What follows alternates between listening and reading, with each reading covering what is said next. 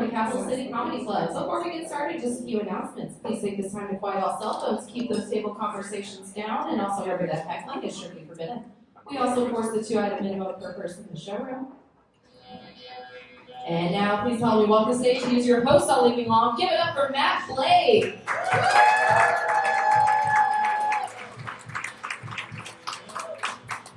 Thank you. Hello. Hey everyone. Yes, hello. Welcome. This is the Stand-Up 101 graduation show. A round of applause. Applaud if you're here to support one particular person in particular.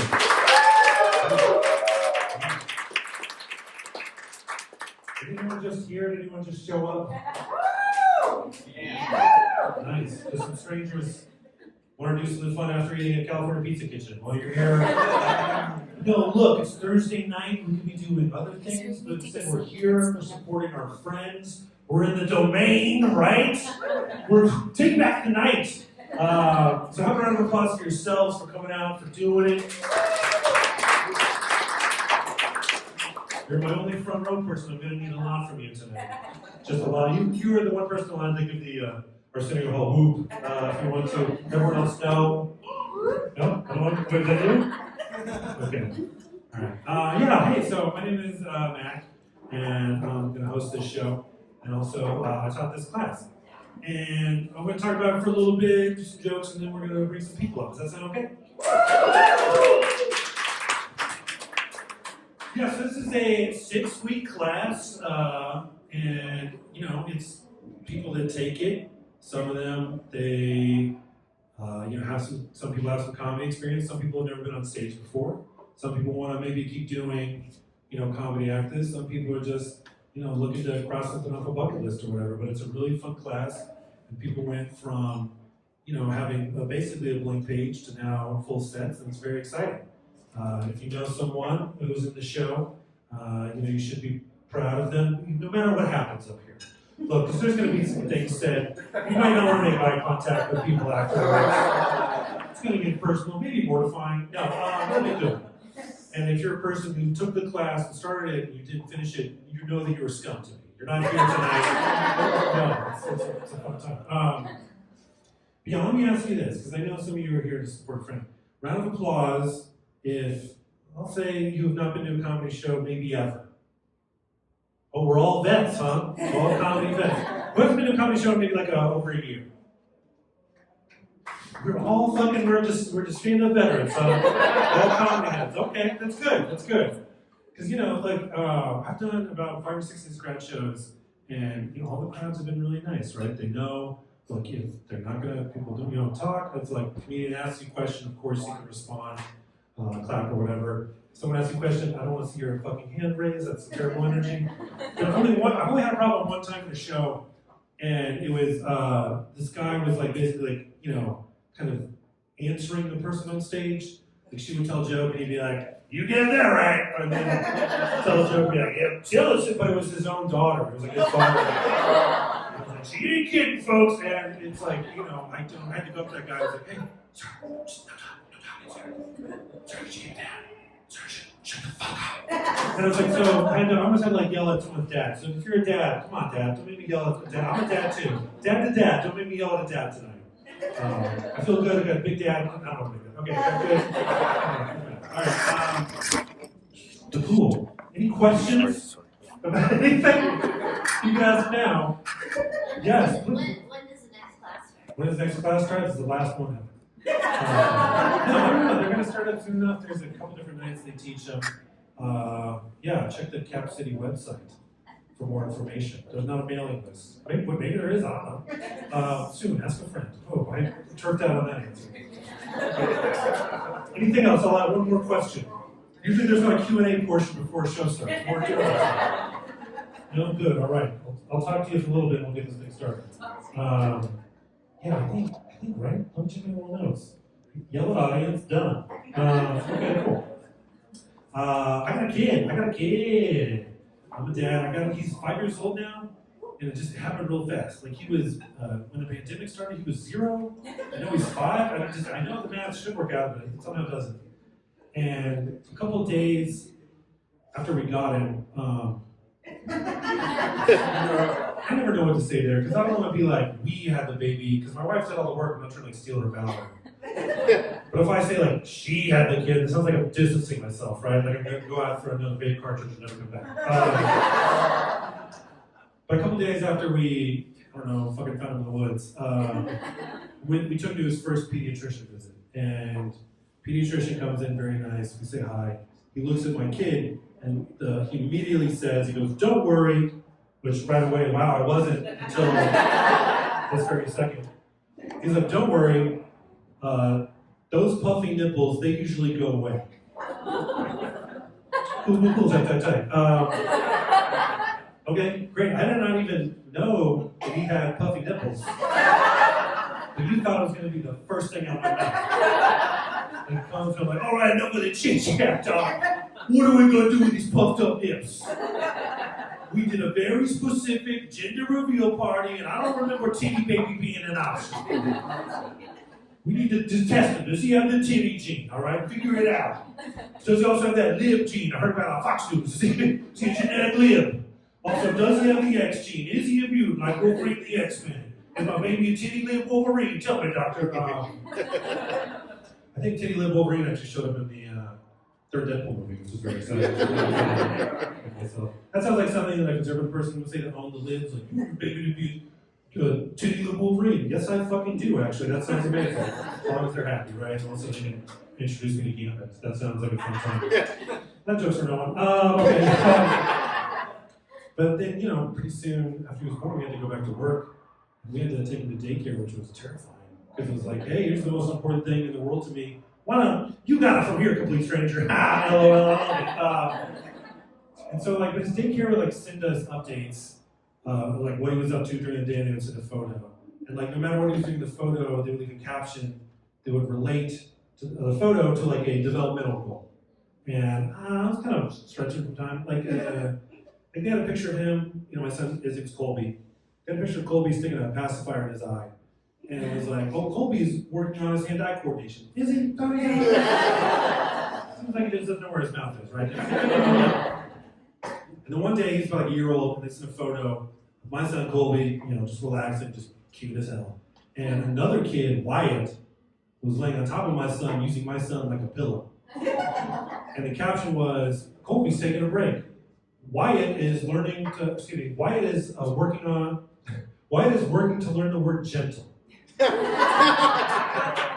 I was like, why does he need to know? Why is my kid next to the kid who doesn't know? Why is my son a crash test dummy? Why is my kid with this my cement motherfucker who doesn't know gentle?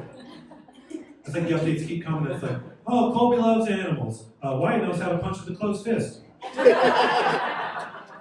Colby loves looking out a window. Wyatt knows how to waterboard Clovershire. Colby finished his juice box. Wyatt knows how to get a gun past airport security. I won. Recently, or last time I moved, not even at that point. A friend of mine was like, hey man, he's moving to a new apartment. And he was like, hey man, could you help me move? And I was like, absolutely, I'm willing to end this friendship. I don't want to do that. I don't want to help anyone move ever again. It fucking sucks, right? I'm like, Matt, what about all the perks of helping a friend move? You usually get free pizza, free beer, all the cat hair your lungs can hold. No, thank you. Here's the thing, my friends know this about me, and now they want to help me move. Which, why has it got to be a two-way street, right? My shit's interesting, come touch it. So last time I moved, I had to hire a moving company. And, looking at different moving companies, they're pretty much all the same, right? No matter who you call, it's probably going to be two thick dudes in a box truck, right? There's not a lot of differentiation between them. Nobody uses a different method of moving. Nobody's like, oh, we use the European method of moving, where instead of boxes, we pack things into chocolate Kinder eggs. No, nobody does that. And so it seems like the main differentiator, as far as I can tell, is just the name of the company. And that is why I hired Unicorn Moving. Because I was like, Unicorn Moving, all right. This is awesome, we keep it weird, let's do it, Unicorn Moving. I was expecting two muscular drag queens to show up. They got dildos taped to their foreheads. They didn't even move half my stuff because they shamed me into getting rid of it.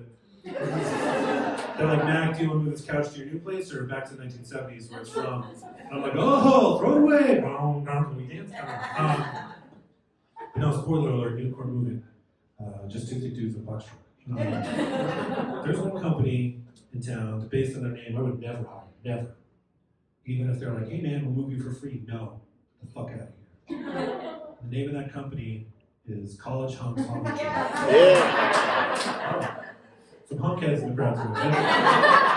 College Hunks Hong Jump. No, I'm not doing that. I'm married. Do you think I'm bringing that into my relationship? I have seen a pornography before, right? I'm not firing the starting pistol on one. I go out to make a phone call, come back. It's like, hey, everybody's sweating, but nothing's been moved. What's going on here, guys? It's like, oh, what's your slogan, right?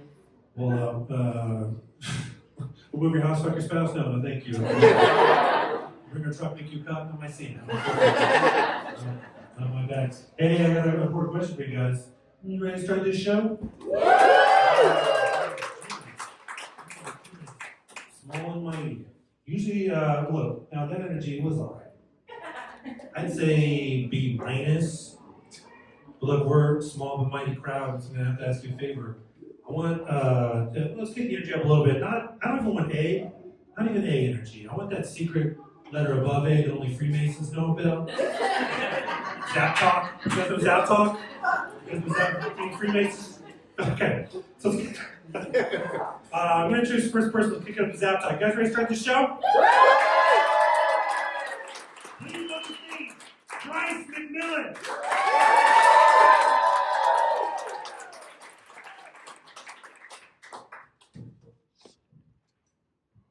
All right, what's going on, everyone? Woo! My name is Bryce, and I'm actually a product of the Vietnam War.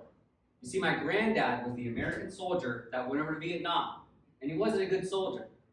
His mission was to eliminate the enemy, but instead he created more of them, like my mother. Yeah, she's crazy. My mom was born and raised in South Vietnam until she was 17, and then she finally got the chance to come live in America. And at 19, she decided to live the American dream. Be a single parent raising 2 kids. You know, I never met my real dad, but I imagine he looks just like Ronald McDonald. Because that fire prosperity right through those Asian genes. You know, growing up though, I would notice, my mom's not from here. Like, I knew she was from another country, but it almost seemed like she was from another planet. Because she was always doing things her own way. Like, I remember when I was about 8 years old, she took me and my little brother to Taco Bell. It was our first time. She never wanted to go out to eat. But I think she wanted to do something nice for us this time. We're having a good old crunchy time. I mean, we're just tossing back, dipping some nachos. We're Baja blasted. And we're having a real wholesome family moment. I look over at my mom, and she's eating her hard taco the wrong way. She's got the crunchy part up with the lettuce, cheese, tomato, just face first. I feel like she's making out with a duck. It's just spilling all over her, all down the ground. I'm looking at her like, whoa, Mom, why are you eating your taco that way? That's the wrong way. She looks over and just goes, shut the fuck up! Who the fuck do you think you are, Mr. Man? Yeah, like I said, she's crazy. You know, and that's what Mom would do. She would hold her mouth tight, jaw clenched, so that way she wouldn't cause a scene in public. I don't know who the fuck you think you are. You know, she could turn any family night into a WrestleMania fight night. You're a name tag, boy. What pain. Yeah, my mom gives no fucks. Still eats tacos that way. You should see her eat cereal. No spoon, no problem. But you know, I know what you're thinking. There's no way this guy's Vietnamese. But I promise, if you just take a real close look, you'll see that I'm Vietnamese from the waist down. Yeah, but I have a new family in my life. It's my wife's family. These people are night and day to my family. They're from Denmark.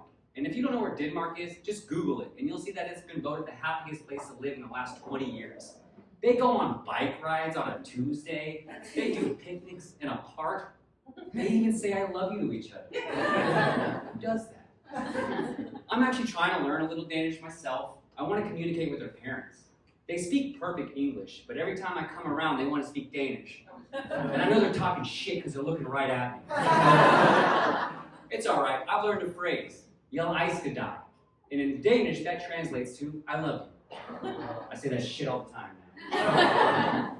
But you know, they do ultra marathons. If you're familiar with that, ultra marathons is where you tie your shoes and you just start running. And that's it. You run forever. You run until you die. You run until the end of time. So they're so hardcore, these people are hard to keep up with. They're actually triathletes, and I'm beginning to think the tri in triathletes stands for try me, bitch. Every time I come around, they're trying to get at me. You know, we went to the beach. I love the beach. I love tanning, chilling, drinking Bacardi, toes in the sand, relaxing. Nope, not them. They want to go on an adventure in the ocean, looking for turtles or some shit. So now we're out in the middle of the ocean and we're swimming around. And I'm noticing we're getting further and further away from the shore. And I'm like, okay, are we allowed to go this far? And I keep going. I look back at the lifeguard like, yo, you want to say something? And we keep going. I'm like, please, say something.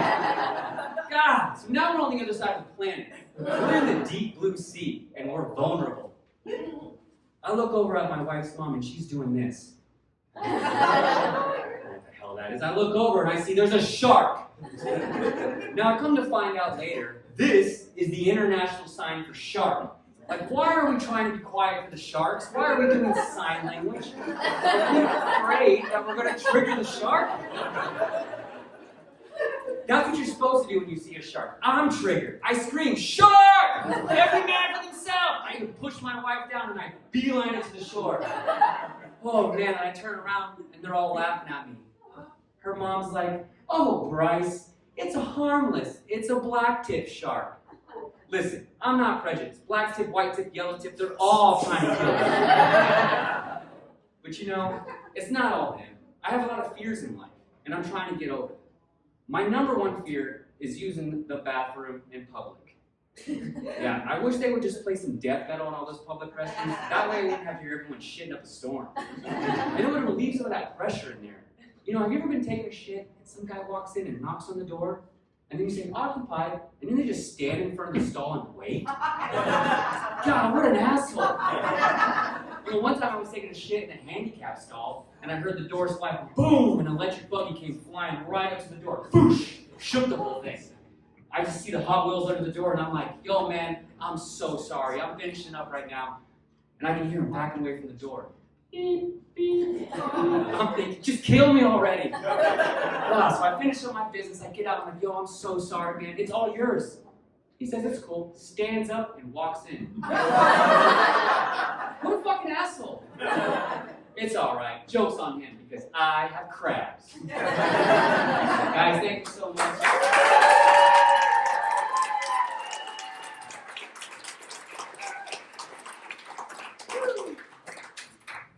Bryce McMillan!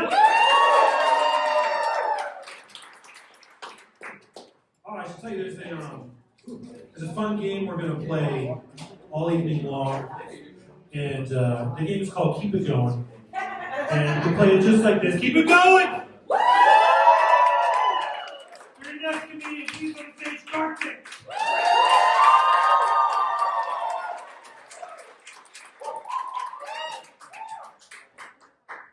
I hope everyone's run. Yeah, so fun fact about me. I had a kidney stone recently. This guy knows what I'm talking about. So, I was in pain for 24 hours before I realized what was happening. And then I went straight to the ER. So they took me inside, they put me in the chair with a lot of blood, and I was watching the nurses. Okay, this is beautiful. So suddenly I feel a stub on my arm, and there's this guy, his name's Mike, and he poked me and was drawing blood. So I was like, "Ow." But then he asked me, "You don't like to be poked, do you?" And I was like, "I like to poke." Usually in other people's business. So when I said this, there was a nurse standing nearby. Her name's Katie, and she giggled. I was like, "Yeah, So yeah, she came up to me. I asked her if she can give me a painkiller. So she said, yeah, here's it. And then after 5 minutes, she came back and she said, how's the pain feeling? Looking at you, it just went down. And then I was like, and she said, stop flirting with me or I won't give you any more of this stuff. Okay, okay. Maybe later. So after an hour later, the pain it suddenly shot to a 10, and I was on the pain. I was on all fours on the ground. I was like crawling towards the reception, and there was this guy Mike again who was standing there, and he was like, "Sir, stop crawling towards me. It's creepy and disturbing." I was like, you can bear it for a few more minutes. And then she came again. Katie, she came, she gave me morphine. I got high. And then when the high came down, I was a bit sad. But then she came up to me and she was like, how's it feeling? And I think the morphine did its job, but it was really you, because of you. I was staring at her again. And yeah, so I left, I was leaving, and then I told her, like, you shouldn't be giving morphine to people just to get compliments. I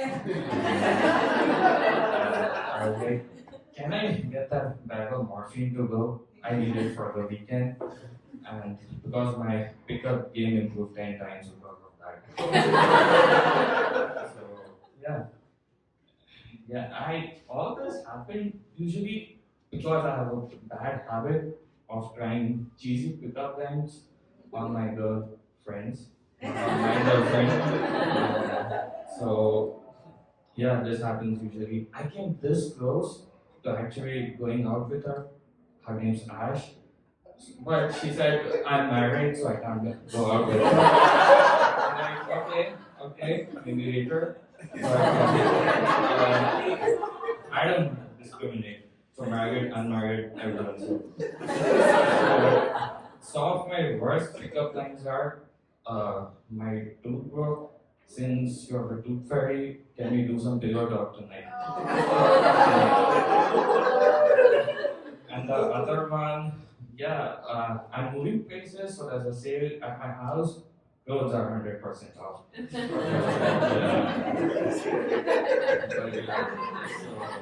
So I was doing one of my lines on the girls, and Ash specifically, this one time. She was on speaker, which I didn't know at that time, and so her husband Neil, he overheard me. I was like, shit, I'm done. He's gonna waterboard me. But surprisingly, he didn't say anything that day. So a couple of days later, I'm just like sitting in my chair, going through my phone, and I get pulled into a call with like Neil and like 4 other guys. I was like, thinking, what these guys? Like, I don't even know them. So I pick up the call. At first, I thought it was an intervention for me because of my toxic habit, which could ruin some marriages. I hope not, but yeah, it might happen. So I was like, I'm done for today. But like, how do you do it? Like, why are you asking me this? Okay, no, we really want to know how you do it. I was like, you have to be shameless and charming at the same time. That comes to me naturally, but for you, not. So I'll send my notes for reference. We made a deal that day. I told them like, I'll try the same lines on your girls and I'll tell the outcomes to you. So it was a very productive conversation. And so my nickname now the guys group is Lipslip. That also makes for a great stage name. And I may have a loose character, but I'm not racist. But yeah, here's a story. So there's one time I walked into my office on a Wednesday to meet my African American colleague, and this is a true story. And I know his spot on Wednesdays, we talk a lot over the Zoom, but I never see his face. but I know like the conference room is a spot there. So I walk up to him, I say hi, then we start talking, and then I bitch about Alex because he told everyone in the office that I eat other people's food from the fridge. Shit, I'm busted, and I have to sponsor lunch for the whole week for the whole office. This is gonna hurt me bad. So we were talking, I was talking more, and then he suddenly looks up to me and he starts staring at me like, I am not Armand, I am Jomal. We were staring at each other for like 10 minutes, 10 seconds, sorry, not 10 minutes. I don't go that way. And I don't think it's you, so I sprinted out of there. I was running up and down all over the floor. Then I finally spotted Armand, hi Armand. So then you're Armand, right? I'm like, yeah, I am. Okay, cool. So I go up to him, I tell him all the shit I pulled with Jamal, and he starts laughing his ass out. So, laugh all you want. It could happen with you too. So yeah, a couple of hours later, I'm walking by, I wanted to apologize to Jamal. So I go into the conference room and I see both of them sitting together. Shit, this is gonna be awkward. So, okay, seeing me, they put both of their faces nearby and they're like, do we look like twins to you? And I was taken aback, I was flustered, and I said, maybe a little bit. And that's when I left the office and I moved to Austin. Thank you very much.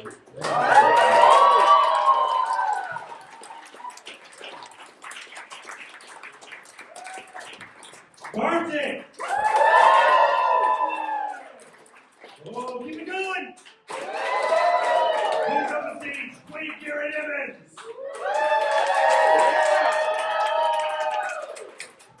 Hi, thanks, Mick. Hi guys, it's so nice to be here. Not here sitting on the stage. I'd rather be home sitting on my husband's face. I'm like barely made to do this. So I mean here in Austin, outside the Bible Belt. See, I grew up in Alabama. Southern Baptist, going to church all the time. I mean, we had the key. We had to open the door. We were there every Sunday. And being a neurospicy kid who read a lot of books, everything was either black, white, good, bad, true, false, Tom Hanks, P. Diddy. There was no okay, so my parents had a hell of a time getting me to put both Jesus Christ and Santa Claus in the true bucket, right? So I'm sitting at church, everyone's like catching the Holy Ghost, fainting and falling out everywhere, and I'm just constantly asking questions like, hey, time out. You mean that Mary, the Virgin, got pregnant by one ghost, then another ghost told her it was okay, and Santa's fat ass can fit through the chimney? Okay, as you were. Oh, wait. Cover yourself up. I can see your entire pussy. Like, the ladies who caught the Holy Ghost and like fainted every week were never prepared. I'm sitting there in the pew just like, man, your areola is in my eye. Like, where's sports bra? Like, be prepared. Actually, here. Tag me in. Yeah, I got you. I'll take over. I need you to like put some extra bobby pins in your wig because I am not going under the pulpit to get them again for you, okay? And look, see this right here? Deodorant, okay? Be prepared. And then wear a sports bra. If you're gonna do all this every single Sunday, and also maybe put a little padding in that wig, you know? If you're gonna faint and fall out every single Sunday, you don't mess around and get CTE for Jesus, all right? Just be prepared. So I eventually just gave up. I started bringing my own books to church, right? I'd sit there and read Charlotte's Web. Someone would come up and laugh at me. Ha, you're reading about a talking pig. Excuse me, you're reading about a snake who made you eat a poison apple. Wilbur just doesn't want to be bacon. Like, all right? I'm keeping myself occupied. So this is why I wish that we can all formally have just like a religion selection process when you turn 18, right? Make it a big deal, like the National College Signing Day, you know, where they have the hats on the table, like a hijab, a yarmulke, a Chick-fil-A visor, right? You get to declare what you want to be. Oh, it'll be my pleasure to sling Jesus on you. So, in addition to that, you can have a big coming out party. Everybody loves a party, right? Like, what do we have? A baptismal, a christening, a circumcision, like, just keep everybody on their toes. I think it'd be fun to be a witch. You know, like, that counts as a religion, right? I think it'd be fun. Wear the long gloves, sell some candles on Etsy, put an X on Ted Cruz. I think that's great. Yeah. But here's the problem with being a witch, though. All the witches on TV are mean. They are constantly fighting, constantly like, you always have to prove that I'm the baddest bitch witch. Like, I don't think the vibes aren't like girl power enough for me, right? So maybe the witches should start a foundation, like the National Foundation for Metal Portrayers of Witches in Media. You know, what do you think? Foundations work. Dumbledore is gay now. Did you know that? Thanks, Glad. Foundations work. Yeah, so being a witch would be cool. I could try some other religions. Any Muslim ladies in the house? Okay, fine. We'll pretend. So, listen, if I have to cover up my boobs and my hair, what else do I have going for myself? I gotta be smart. I have to learn how to make conversation. Like, they won't do what I tell them to do unless I have my boobs to hypnotize them. You know, like Will Smith in Wild Wild West. Yeah, I don't think I know how to accessorize enough. Like, my toes aren't pretty enough. I don't think I'd fit in. But you know which religion has the best recruiting campaign? They get the whole month to themselves, the Christians. They have Alabama football level recruiting program, okay? The prospects they pull in, they'll accept anybody. They even have Trump selling Bibles, okay? So here's the thing, because I spent so much time in church, I remember, do you guys remember the Harry Potter craze? Like, that was a big deal. Our pastor did a sermon telling all the parents not to let us kids read Harry Potter growing up. And he did this whole sermon. He said, listen, you're going to invite witchcraft into your house, and these demons are going to possess your children. And I'm in the back just looking like, hey, Barbara Jean hadn't got up yet. She fainted an hour ago. She's already possessed. Like, that ship is sailed, sir. So, because we've already proved that I'm a precocious little shit, after church is over, I run to the back, to his office. You see, my dad was the chairman of the deacon board, which also means that after church, I could leave with everybody else. I had to sit there 30 minutes and wait on him to count the money, which gave me enough time to ask some follow-up questions. So I go in our pastor's office, and I say, hey man, I think you have Harry Potter all wrong, okay? The whole point, Voldemort, the big villain, he's like the devil. The whole point is to send him to hell. Super easy. He goes, one kid is gonna send the devil to hell. Touche, motherfucker. Okay, he wants to play, I see. He goes, my grandson read that book and he told me that there's a girl who can go back in the future, go back to the past. Why doesn't she just go kill the baby devil? I say, well listen, you put out the milk and cookies every night, you eat the communion, you drink the juice, I play pretend, I go with the flow. You know, everything doesn't have to make sense, just go with the flow and it'll all work out. That's what time.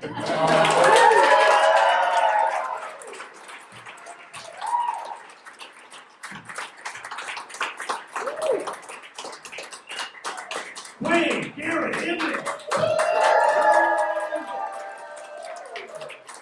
Oh, keep it going. Keep on the feet. Erika Salar.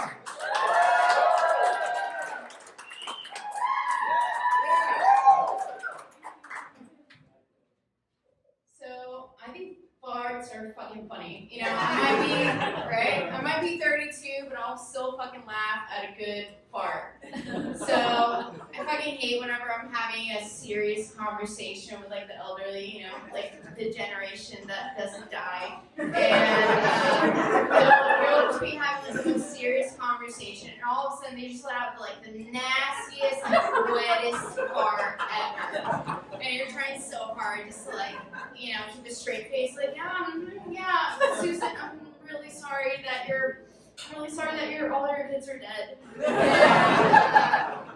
It sucks because you're trying to keep it in, but it sucks whenever you have to fart. Have you ever had like an internal fart, like where you have to fart but you just keep it inside? So sometimes I'll be at work and I'll have one of those internal farts, you know, I haven't done my morning poo, and I'll be like hovering over like a coworker, like looking at their computer screen, and all of a sudden I feel it like going, and like my intestines are just like trying to like really hard, just trying to keep this like fucking fart like up in my, you know, they're trying to do everything in their power to keep it up, and like nothing is getting through my like booty hole gates. They're clenched like a motherfucker, and like my butthole is literally like, it's not coming out, and my coworkers are like, oh, you know, like my stomach's making like, or my intestines are like. And my coworker, and I'm like, oh yeah, sorry guys, I'm just eating breakfast, you know, I'm like trying to back away, and my coworker's like, oh, okay, that's fine. My intestines like, and they're like, oh wait, didn't you just eat like a couple of minutes ago? I'm like, yeah, I did, yeah. And I'm just like walking away. But yeah, whenever I told my friends that I was like doing this, and they're like, what are you gonna write jokes about? I was like, farts. And they're like, oh, that's hilarious. So yeah, farts are funny. They're funny for everyone.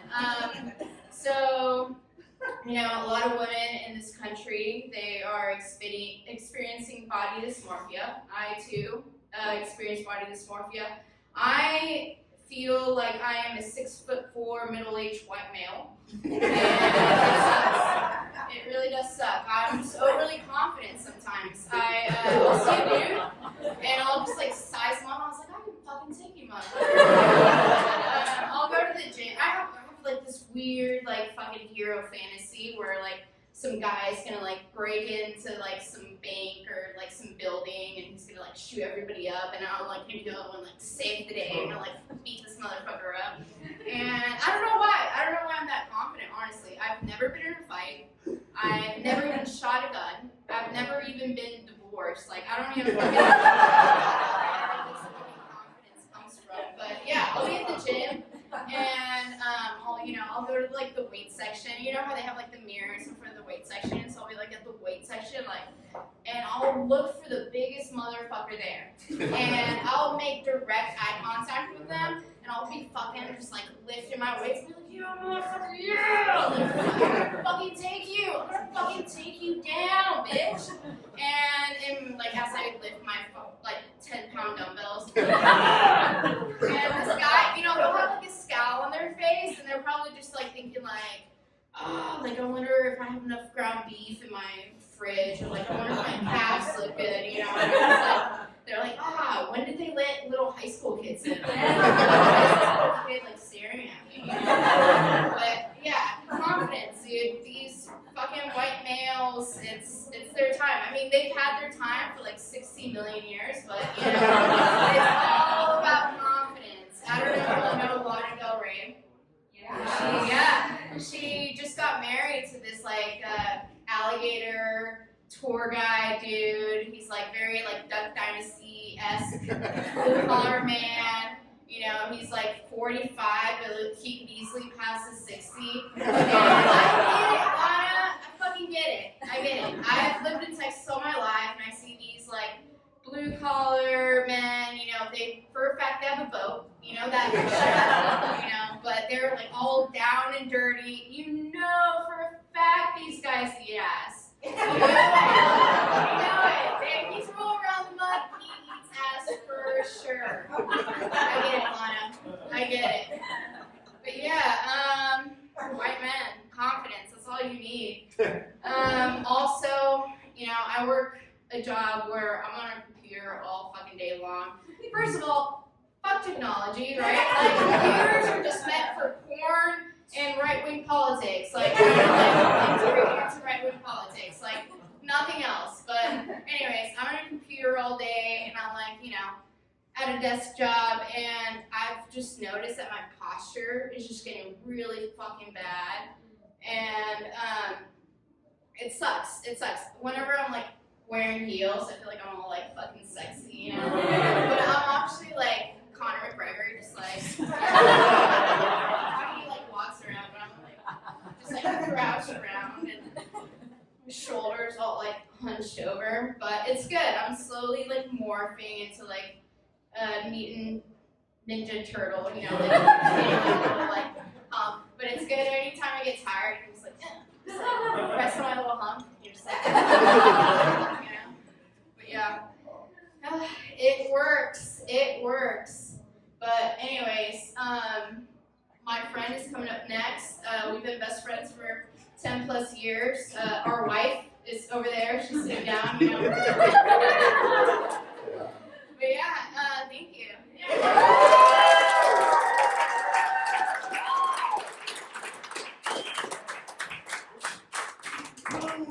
Erika's alive!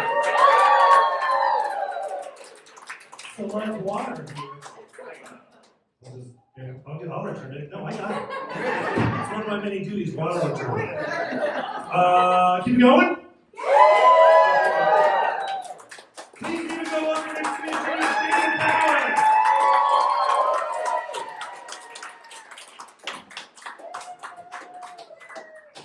Thank you. I guess I don't know if you saw it on my way up or just now, but I have no ass. A total absence of assets, if you will. Check it out. Look, nothing.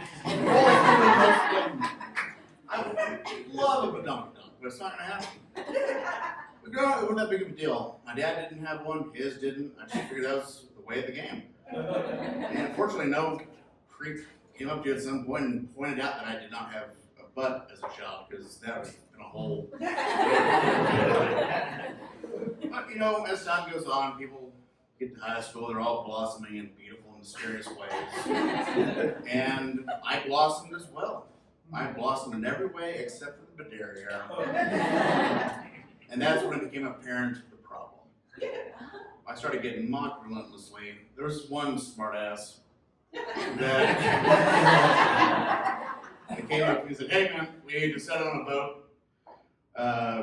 If we're all stuck on an island, you'll be first to be eaten. That's a given. But we will definitely eat you as well because your ass is a vegetarian option. There's no So I'm still in therapy with that. But nowadays, I don't care. We all gained our COVID-40, right? Unfortunately, though, it makes it a little bit more apparent again. So, what you gonna do? My best bet was to start looking online. There's got to be something for that. It's got to be the equivalent of stuffing your bra, but like the back, not the front. No, that's fine. Please believe me. Please believe me. So I decided I should see if I could find something online for it.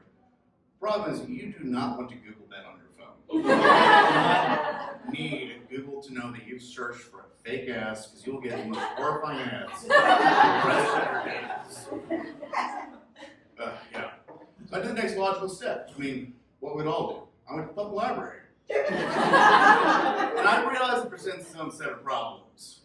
Obviously, you got judgy parents with their kids running around, learning science facts, discovering the beauty of the world, and being read stories of how to give a moose a muffin, he will destroy your house and life and home. Just but I searched, and I managed to find something. Retrospect probably didn't help that I had a trench coat on in the corner the entire time. Go all the way home? Go all the way or go home? That's my grade. So this is not like underwear, like just a fake ass taped to underwear lazily. They're plastic, they're like Spanx, butt padding. You'd nod if you saw it. But I said that I would like to see if my wife could maybe figure out that I now have a dunk on my own.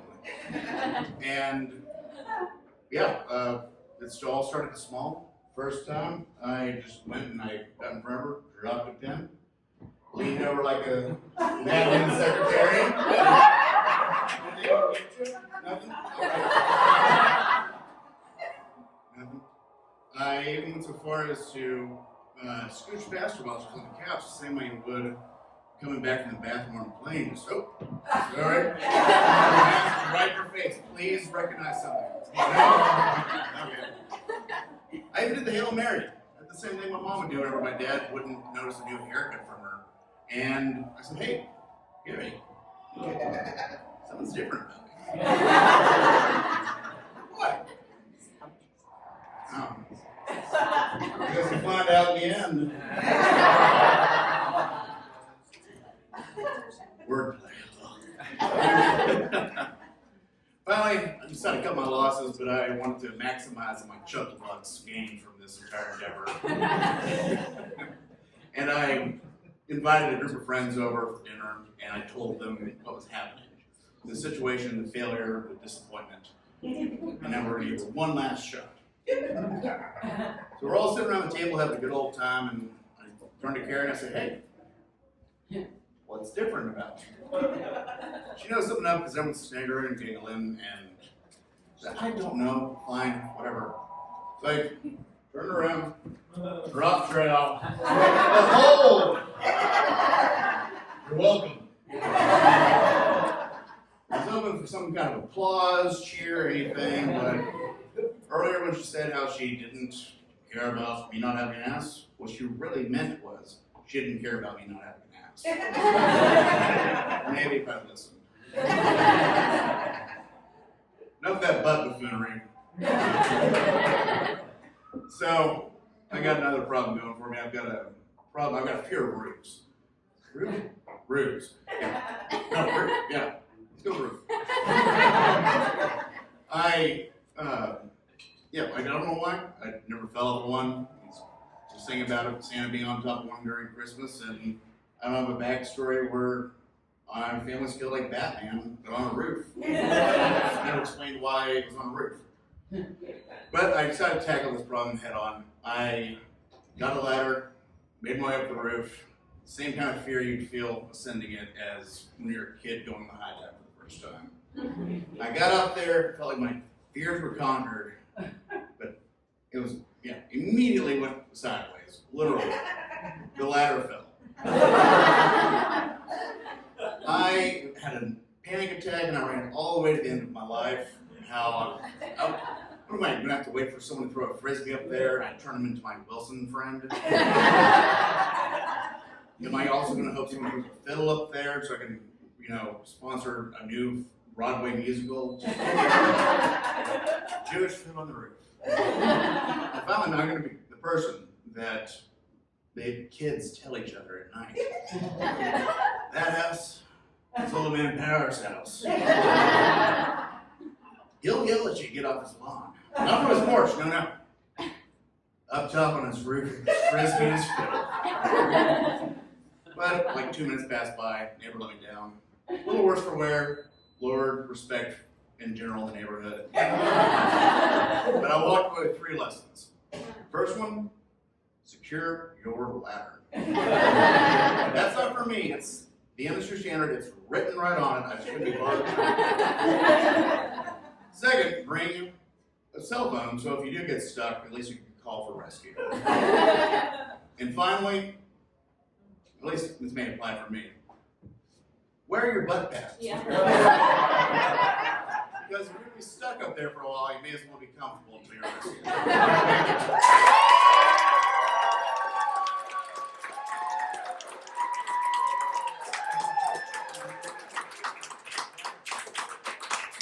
David Bauer!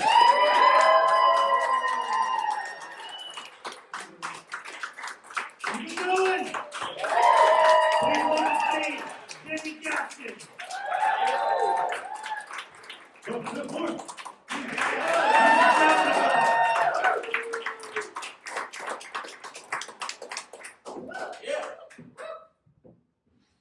So I recently realized that I'm retired. which is a great thing. But it took me 2 years to figure it out. You see, I left my job, and then I immediately started dating this man. And we traveled, and we played, and we had a great time. Well, we broke up 3 months ago, and then I was faced with some realities. One of these awarenesses that I had was, okay, I haven't been working for 2 years, but I've been living my life, and I'm doing just fine. I have some passive income. I said, okay, I think that means I'm retired. And the other thing I realized is that I had a lot of time on my hands. I spent a lot of my time with this man, and so, okay. What they don't tell you when you retire is that if you've been working and slaving away this whole time, you don't really take the time to cultivate interests and have hobbies. So I thought, okay, I'm going to need to do something about this, or I'm going to fade into oblivion, which AKA die. You hear about people, right? They retire and then a year later they're dead.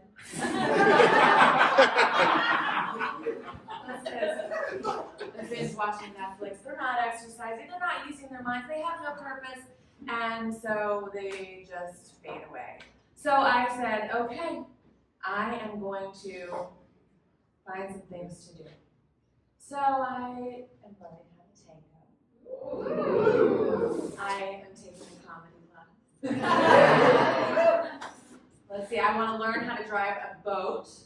I have a girlfriend that plays guitar, and she said that she has a spare washboard in her.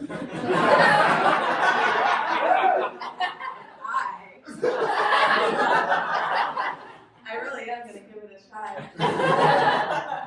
So, I did do something very retiree recently. I got a part-time job. And this is not at like the Blanton Museum where I'm telling people to be, get away from the art, it's too close, you're too loud. I reserve that job for someone I like to call a fun sponge. Which, if you don't know what this is, somebody who immediately comes into this situation and just soaks up all the fun. Not my person. So what I did is I got a part-time job at a community center.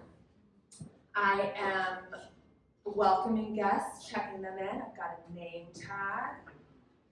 And this community center, it's very nice. It checks a lot of boxes for me. There's classes, it's in my community. I can take some classes. They have a sauna, they have a steam room. I get a free membership as part of it.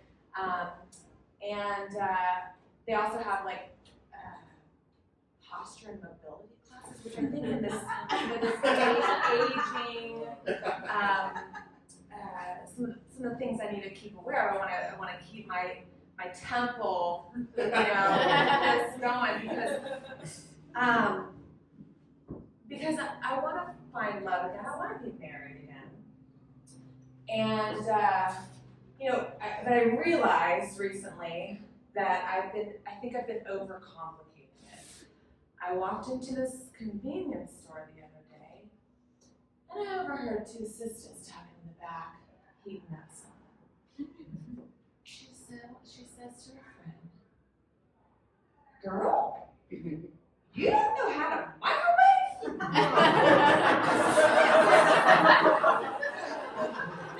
You ain't getting married anytime soon. So, I think I'm doing pretty good. I think I'm aging well. I remember, and I think I still got it. I remember a few years ago, I was walking with a group of girlfriends late night. We were trying to decide if we go home or only other question to ask, go home or go get pizza. And we were contemplating this when another group of men walks up, and they were in the same predicament. So we start our chat and have a conversation, and I am talking to this one man, and somehow age came up, and I tell him, you know, I'm 44, you know, and he gets this sparkle in his eye, and he kind of comes closer to me, and I think, oh wow, this, you know, this, he's gonna lay it on thick. This is gonna be good. So he leans in. I'm just like, yes.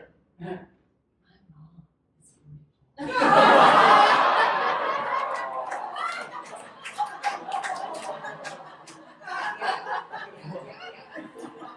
So I turned 50 next month.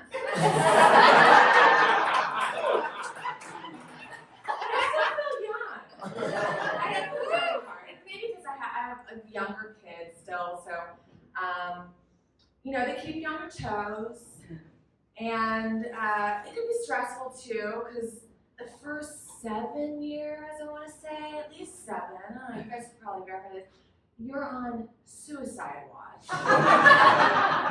You know, they don't learn to be able to stop and cross the street till about 7, and then you've got the swimming thing, and all, you know, all the ways that they're trying to kill themselves. So, you know, my job is to keep my kids alive, and they help them to thrive. Now, my daughter, who's now 15, I remember about 9,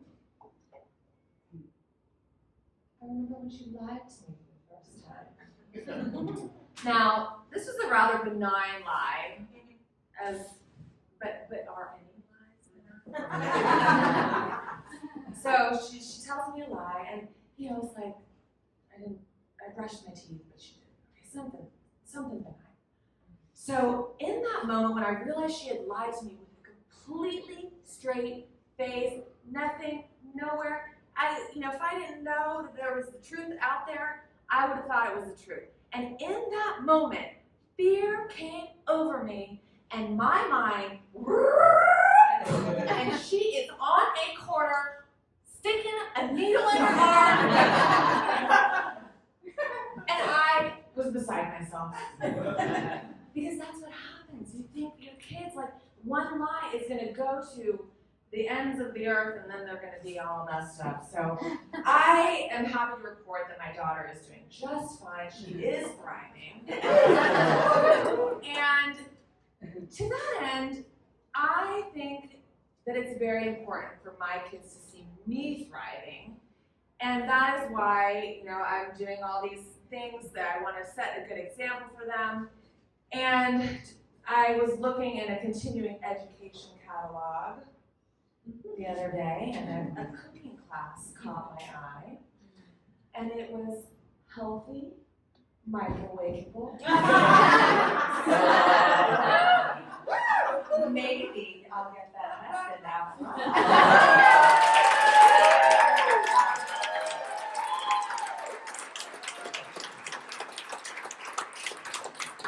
Fantastic! Whoa, where you going? Let's go to see Harley Kartik.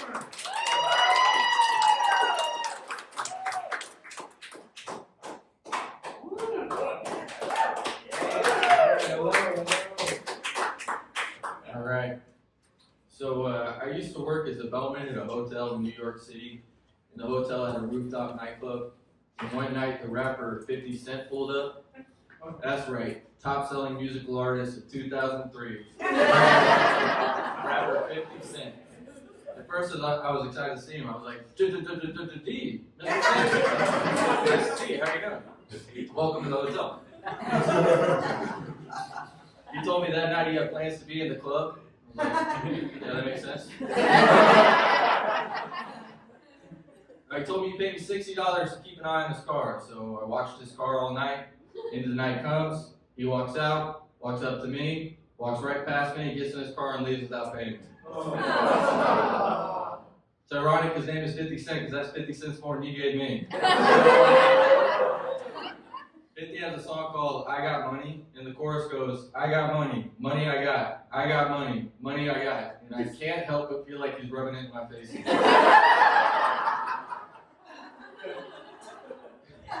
He famously filed for bankruptcy, and I was pretty disappointed nobody gave me a call about that.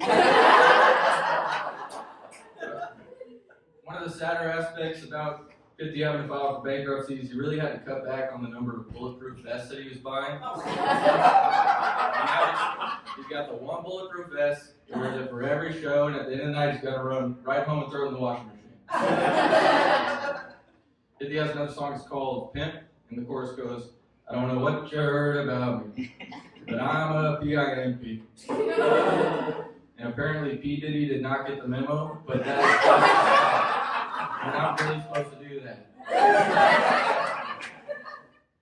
I think technically what P. Diddy got in trouble for was sex trafficking, and I'm not quite sure what the difference is between pimping and sex trafficking. I think they might be the same thing.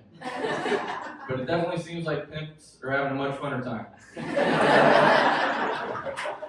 Nobody wants to be a sex trafficker.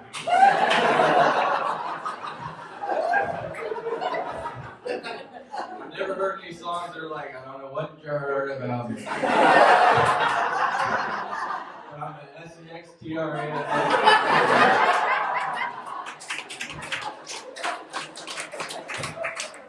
Lots of people have been getting in trouble in Hollywood lately. I think one person we maybe need to take a look at is Geppetto, the guy who built Pinocchio.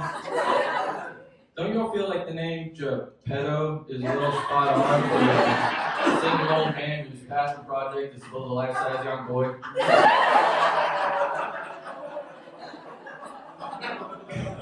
Hi, I'm Geppetto. This is my brother Jadidler. This is our cousin Geppetto-ass. Imagine if that was your neighbor. Like, howdy neighbor. Well, what have I been up to, you ask? Well, just been in the shed, working on a little hobby of mine. You see, I'm trying to build me a little companion. True life young boy, creepy Besson, maybe 10, 11 years old. Hey, where are you going? Come back, there's more to tell you. Yeah? Build me a little boy. Trying to make him as realistic as possible with the materials I have available. You want to know the coolest part? Part of them grows. Yeah, I had to think for a really long time about where I was going to put that. Anyways, it just moved.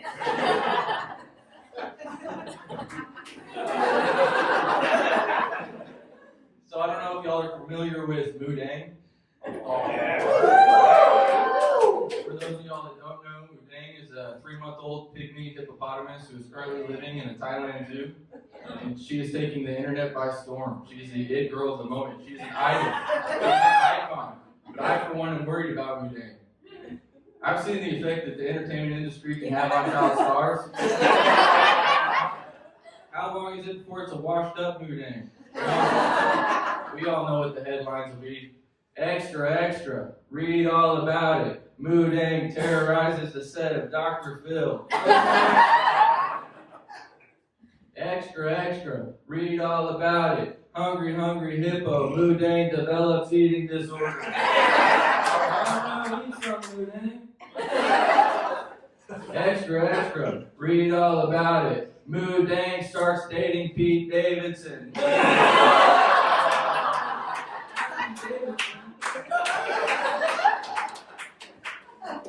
Eventually, she'll start promoting an OnlyFans. Her and Pete will break up. Pete will obviously kill himself from the heartache. And then we won't hear from her for a little while. Years later, we'll all learn that Mudang's been living under some sort of horrific adult conservatorship. We'll all head to the streets where we chant, "Free Mudang! Free Mudang!" Mudang will get free from her conservatorship. We'll all rejoice, and she'll immediately start posting insane videos to Instagram. Stuff like her dancing around with knives in her mouth. We'll all look at each other and be like, oh dang. Didn't think they kept Mudang my conservatives.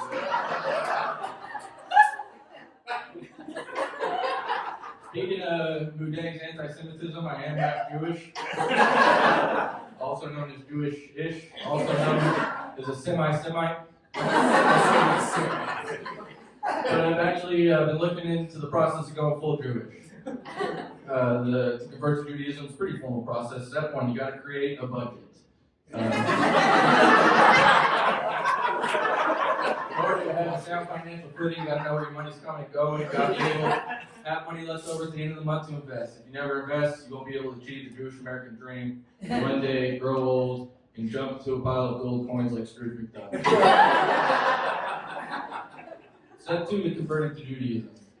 Cut off the tip of your penis. This one's usually a little harder for the fellas than for the ladies. I know this one was particularly difficult for me, but I can't lose that much. I'm almost entirely tipped. I'm a pretty high percentage tip. This is one of the few scenarios where Jewish men are known for leaving a high percentage tip. Anyways, Mazel tov, you guys. Thank you.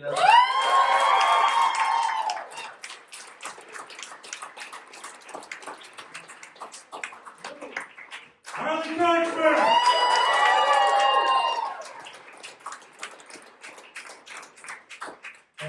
We have one final student performer left. You guys ready for one last time to keep it going?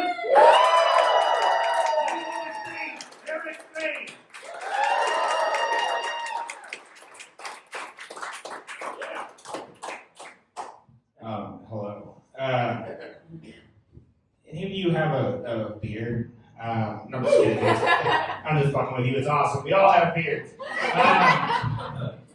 It's not part of the show, so stop laughing at me, but I just have this weird little thing that keeps going into my nose from my mustache. So anyone here vape? Woo! Yeah, it's fucking embarrassing. I do too. I recently got caught vaping. I was supposed to have quit the nicotine and all that kind of stuff. And smoking is one thing. I did it to quit smoking cigarettes, and for years I've been off the cigarettes. But now, if I come home smelling like a cigarette to my girlfriend, I can just be like, oh, me and the boys just having a couple beers. They started smoking. It wasn't me. That's disgusting. Are you kidding me? Did you know what that does? I give a shit. But now, when I get home and I've been vaping, I'm like, I have to talk away smelling like strawberry kiwi. Which I'm like, no, babe, chill out. Which always works. I'm like, no, I was just crushing gushers with Bryce at the temple gym. What are you talking about? Which turns out is way worse.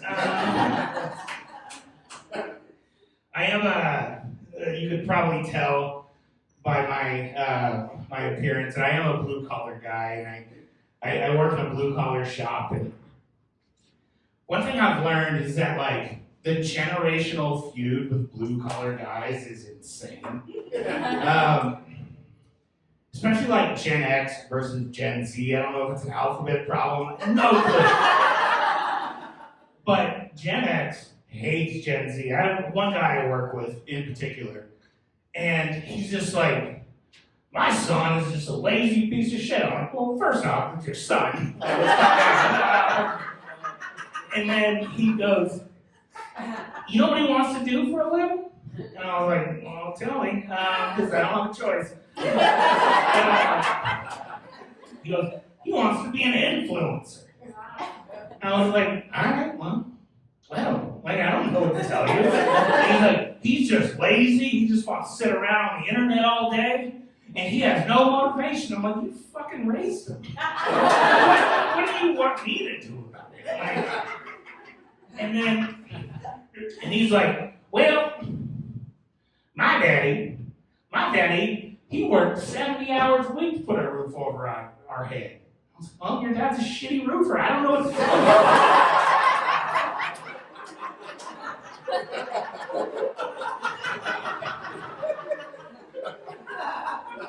And I looked at him, I was like, well, if you said to your dad, hey, daddy, which is weird because you're in your 50s.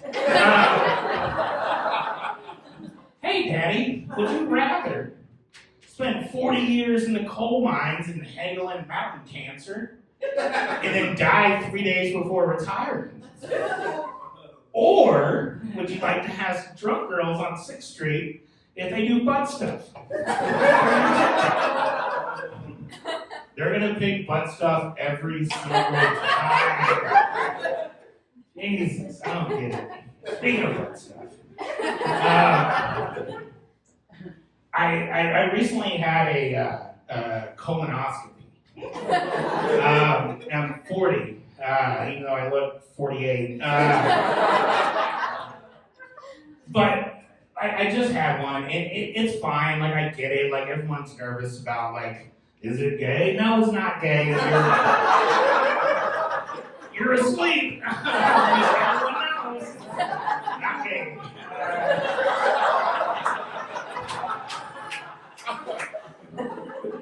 And so, I don't know if that rule is real. But, so, the doctor, he kind of needed to chill out because he goes, well, he explained the whole procedure to me, and at the end, he goes, do you have any questions? I was like, yeah, I got a couple. Because mine was a little different. I had to get a colonoscopy and an endoscopy. An endoscopy is just a colonoscopy through your mouth. And I asked what I thought was a reasonable question, which was, do you use the same camera? And he looked at me like I was an asshole. Because he kept bragging, I've done 20,000 procedures. Weird, man. And I was like, it seems like a reasonable question. He's like, no, we obviously use 2 different cameras. So I was like, cool. I was like, but he reluctantly, just like rubbing his eyes, like, do you have any more questions? And I was like, yeah, just real quick. One more. At any point, are the cameras gonna touch? And he was like, do you think you're a straw? And I was like, well, I mean, philosophically, if we were to really, like, dig into it, yeah, I mean, like, we kind of are. We have an input, we have an output. Like, yeah, we are straw-ish, but this is a longer conversation you're not ready for. This guy has done an entire Q2 stadium worth of colonoscopies, and I confused him. So I feel like I won. And so it was time for the procedure. I go in the room, and I'm in the gown and all that kind of stuff. And there's like 6 medical students, and I was like, "What the fuck is happening?" And he goes, "Who signed off on this?" So I was like, "No, that seems like a double check kind of question." Are you sure you want a bunch of 20-year-olds looking at your 40-year-old ass? Okay. And then I got really nervous right as that was happening. They put you under. And then they started putting me under. And I was like, shit, I gotta get a joke out. That's all I know how to do when I'm nervous. And I was like, hey, you gonna hop 2 on that thing?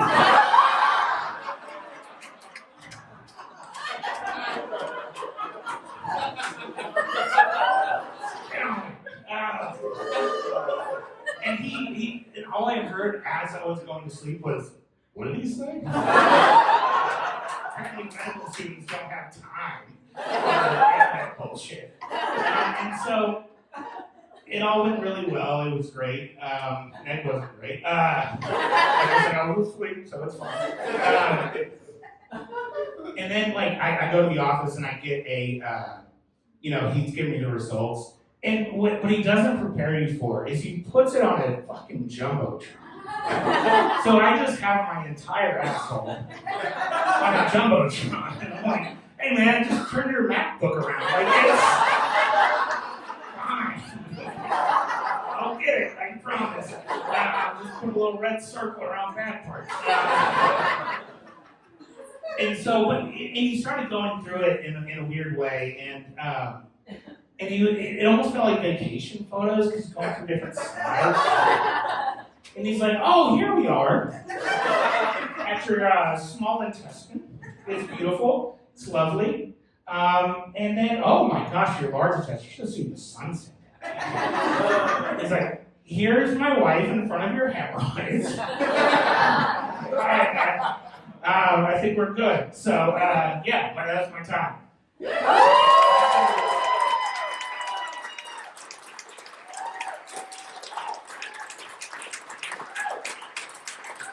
Everything.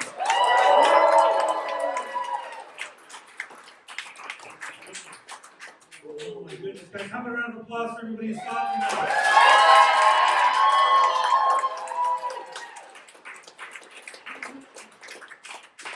You know, the first time I taught this class, you know, I was, it's the first time I taught anything or whatever, and I was like, hey Helium, that's the name of the, it doesn't matter. The club franchise, whatever. I was like, hey, so when these classes are done, is there like a diploma or like a certificate or anything? And they go, the person was like, no, we used to give out certificates, but we thought they were pretty lame. So we don't do them anymore. Anyway, I made some certificates.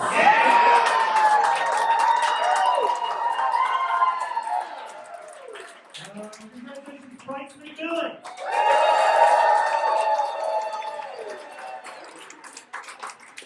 Congratulations, David Powers.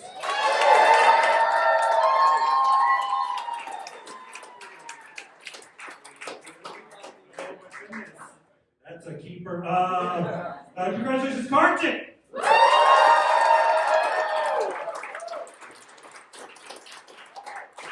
Here we go. Congratulations, Quay, Gary, and Emily.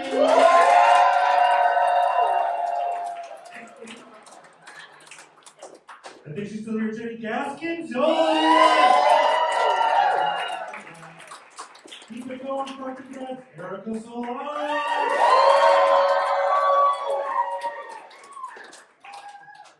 Good job. Also, good job, Eric Faye.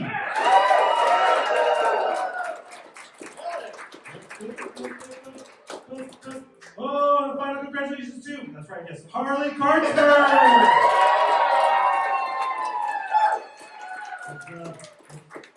This guy didn't show up. I believe in you, Greg McLean, wherever you are. We'll do it one day. Guys, that was our show. Thank you so much for coming out.